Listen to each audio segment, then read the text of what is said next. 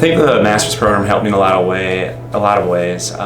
Given my time there, I got to know myself, my interests through the courses that I took, and it really helped me mature faster than just jumping into the workplace earlier on that you would have done if you would have just done the undergrad program.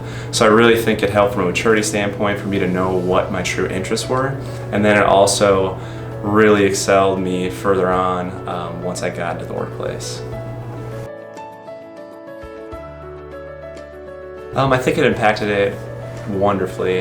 There's three major ways that I think of that it really impacted it, and I call them the 3 C's. It's collaboration, critical thinking, and communication. Obviously those are things that are consistent across any organization, any business, and I may have started at a basic baseline, but the master's program really excelled and developed me to a level that was beyond other people that are entering the marketplace, and really excelled me further and helped me move on further in my career.